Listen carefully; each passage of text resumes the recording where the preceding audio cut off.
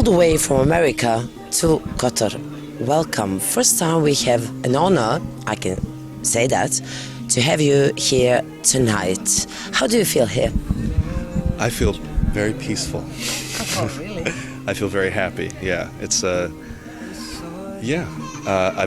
never been here before. I've never been to this part of the world even. So it was getting off the plane. I think I had 2 hours sleep the night before, and it was kind of surreal. You get off the plane and you drive in, and once we saw the coast, we saw the bay, you just I don't know, you kind of fall in love. It sounds a little cheesy, but it's beautiful. It's a beautiful country. This is you're on a tour, right? Because you had your 7th album released recently, and I'm getting old. Yeah. Oh, I didn't mean that.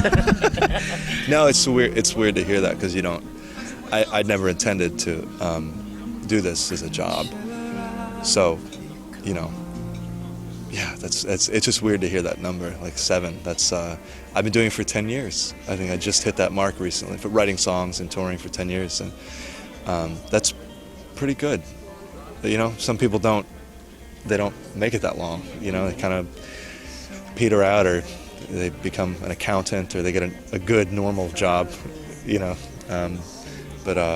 I love it. I really do. I like the nomadic lifestyle of waking up in a different city and walking outside and just exploring. There's something very exciting about that, to have a different thing every day. But well, as a child, your dad made pipe organ, right? And you played it, and after you started playing more instruments, and then even more. Yeah, well, I guess I get bored easily.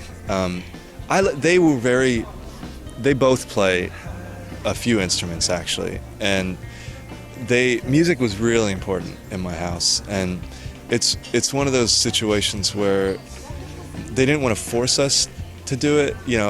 It's not like when you make your 2-year-old take dance and they have to do it, or else you'll be angry. It wasn't like that, but you got the message that it meant a lot to them. And so my brother and I both learned to play instruments from really young, and played in school all the time, and it was a large part of my childhood. I was, there wasn't really a day that would go by where I didn't play something, and so I got really used to that, and I still do that.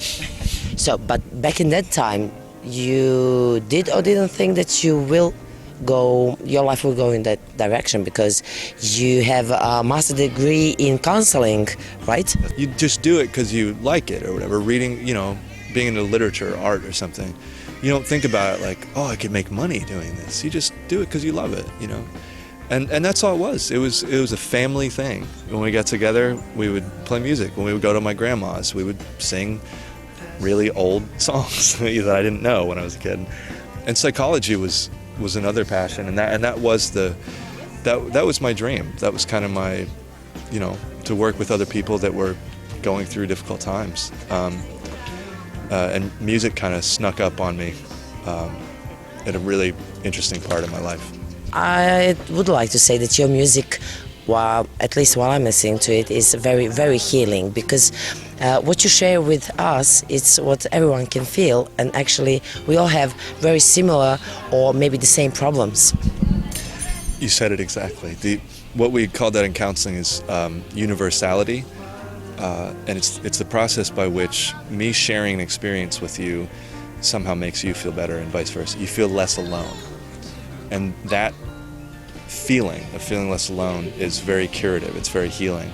We both understand what loss feels like, or what grieving feels like, or what joy feels like.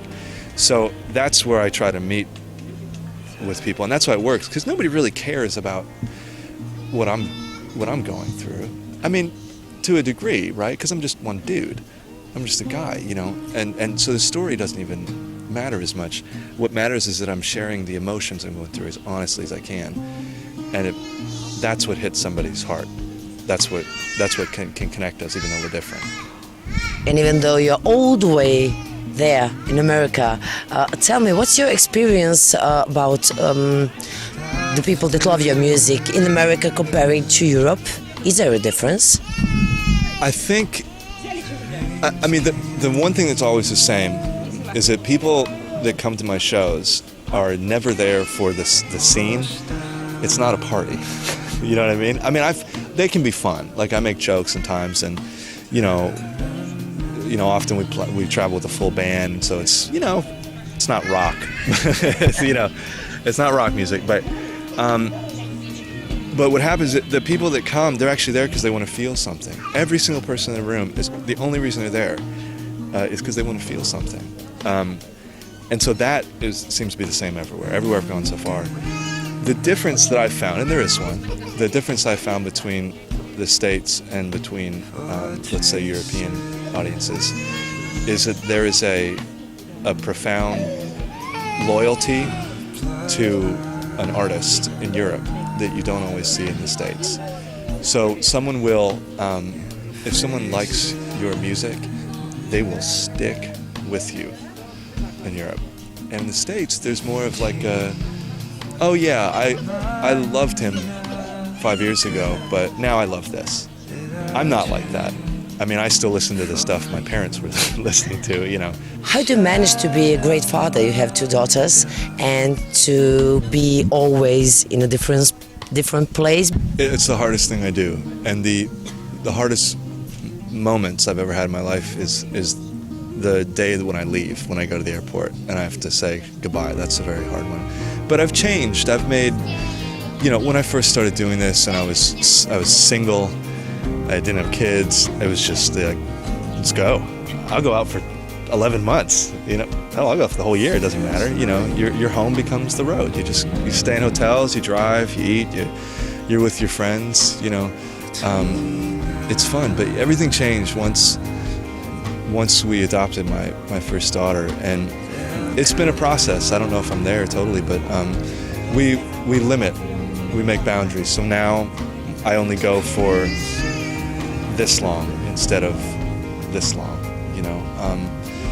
because I never want to look back and think, well, I made this money, but my kids aren't close to me anymore. Like I would die, and the plan too is to bring them out sometimes as well, because why shouldn't they get to see Montenegro? Like, I want them to have those experiences that I didn't get to when I was young, so their minds can open. I'm sure that you will come back with your family. Yeah, absolutely. Well, if I don't, my wife's going to kill me. I sent her a picture, so she was like, well, I'm going next time. Okay. That was definite, yeah.